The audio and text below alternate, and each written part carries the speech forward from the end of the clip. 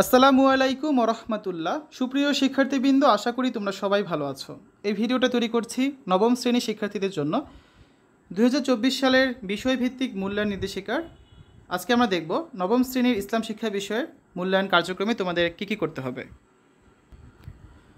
শিক্ষার্থীরা, তোমরা ইতিমধ্যে জেনেছো যে 7 জুলাই থেকে তোমাদের অর্ধবার্ষিক পরীক্ষা বা ষান্মাসিক সামষ্টিক মূল্যায়ন শুরু হবে।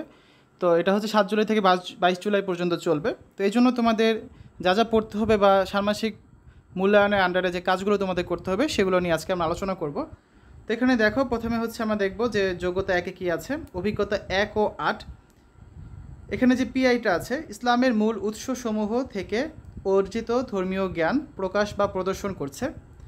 এই জন্য পারদর্শিতা সূচকের মাত্রাগুলো দেওয়া আছে যে মূল উৎস হিসাবে আল কোরআন থেকে অর্জিত ধর্মীয় জ্ঞান প্রদর্শন বা প্রকাশ করছে, কুরআন ও হাদিস থেকে অর্জিত ধর্মীয় জ্ঞান প্রদর্শন বা প্রকাশ করছে, আর বিভিন্ন উৎস কুরআন ও হাদিস দুইটা থেকেই একই বিষয়ে অর্জিত ধর্মীয় জ্ঞান এবং অন্তঃসম্পর্ক বিশ্লেষণ করছে। ঠিক আছে, তো এখানে হচ্ছে তোমাদের কীভাবে পারদর্শিতা বা নির্দেশক দেখে মাত্রা নিরূপণ করা হবে সেই বিষয়গুলো দেওয়া আছে, তোমরা এখান থেকে দেখে নিতে পারো।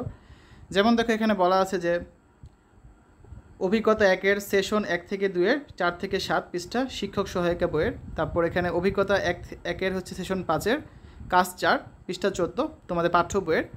তারপর এটা কিসে প্রকল্প কাজ আছে একটা, অভিজ্ঞতা 1-এর সেশন 3-এর কাজ 4 পৃষ্ঠা 6 পাঠ্যপুস্তকের। এভাবে করে প্রতিটা ক্ষেত্রে কিন্তু উল্লেখ করে দেওয়া আছে যে তোমাদের কোত্থেকে কী পড়তে হবে। ঠিক আছে, তোমরা এখান থেকে স্ক্রিনে দেখতে পাচ্ছ প্রতিটা ক্ষেত্রে এখানে বোল্ড করে দেওয়া আছে, তো সেখান থেকে তোমরা দেখে নেবে। পরবর্তী পিআইটা কী আছে যে ইসলামিক জ্ঞান, ইতিহাস ও জীবন ব্যবস্থা সম্পর্কে সচেতন। এক্ষেত্রে তোমাদের কিছু দলগত কাজ, একক কাজ রয়েছে, এগুলো তোমরা দেখে নেবে। তারপর দেখো কি বলা আছে যে ধর্মীয় নির্দেশনার আলোকে নৈতিক ও মানবিক গুণ প্রদর্শন করছে। এক্ষেত্রে তোমাদের এটা হচ্ছে পরবর্তী পিআই, যার জন্য তোমাদের পারদর্শিতা দেখা হবে। এই যে অভিজ্ঞতা 8-এর সেশন 3-এর কাজ 1 140 পৃষ্ঠা আছে, এভাবে করে তোমরা দেখে নেবে। সবগুলো এখানে ডিটেলসে বলাই আছে যে তোমাদের কী পড়তে হবে। আমি জাস্ট এখানে মার্ক করে দিচ্ছি, তোমরা এখান থেকে নিজেদের মতো করে দেখে সেগুলো হচ্ছে বই থেকে শেষ করে ফেলবে। যোগ্যতা 1 শেষ করলাম, এখন আমরা দেখব যোগ্যতা 2, যেটা হচ্ছে অভিজ্ঞতা 2 থেকে 6 পর্যন্ত। এখানে প্রথম যে পিআইটা আছে, ইবাদতের শিক্ষা অনুধাবন করে অনুসরণ করছে কিনা। এই জন্য হচ্ছে ইবাদতের নিয়মকানুন বুঝে অনুসরণের চেষ্টা করে, ইবাদতের উদ্দেশ্য বুঝে তা অনুসরণের চেষ্টা করে, ইবাদতের শিক্ষা বুঝে নিয়মিত অনুসরণ করে। 3 ধরনের পারদর্শিতা হতে পারে। তো কোনটার জন্য তোমাদের কীভাবে মাত্রা নির্দেশক করবে তা এখানে বলা আছে। ঠিক আছে, তো তোমরা হচ্ছে এগুলো এখান থেকে নিজেরা দেখে নেবে।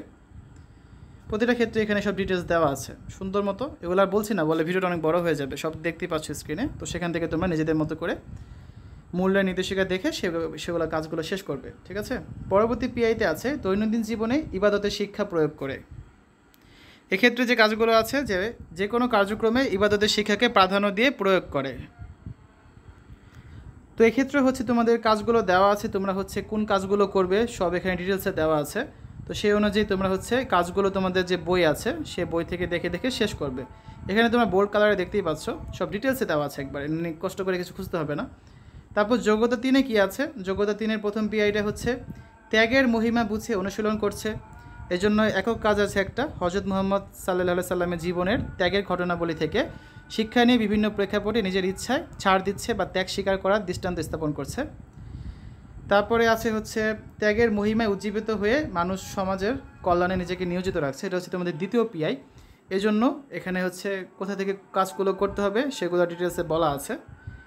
ঠিক আছে, আমরা হচ্ছে এরপর তোমাদের মনে হয় একটা কাজ বাকি আছে, সেটা দেখবো আমরা। দেখো, এর পরবর্তী পিআই যেটা আছে সেটা হচ্ছে গিয়ে ত্যাগের মহিমায় উজ্জীবিত হয়ে প্রকৃতির কল্যাণে নিজেকে নিয়োজিত রাখছে। এই জন্য তোমাদের প্রকল্প কাজ আছে একটা, যে নিজের স্বার্থ ত্যাগ করে প্রকৃতির কল্যাণে কী করা যায় এ বিষয়ে শিক্ষার্থীদের ভাবতে দিয়ে তাদেরকে ব্যক্তিগত এবং দলগত পরিকল্পনা করতে দিবেন। পরিকল্পনা প্রণয়ন এ সংক্রান্ত দলগত কাজ তাদের স্বতঃস্ফূর্ত অংশগ্রহণ পরিস্থিতি পর্যবেক্ষণ করবেন। এর মাধ্যমে হচ্ছে তোমাদের যে মূল্যায়ন যে নির্দেশিকা আছে সেগুলো আমরা শেষ করলাম। তো এর মাধ্যমে তোমাদের অর্ধবার্ষিক পরীক্ষা হবে, সেখান থেকে তোমাদের এখান থেকে হয়তো বা কোশ্চেনগুলো করা হবে। তো তোমরা এগুলো ভালো করে পড়ো।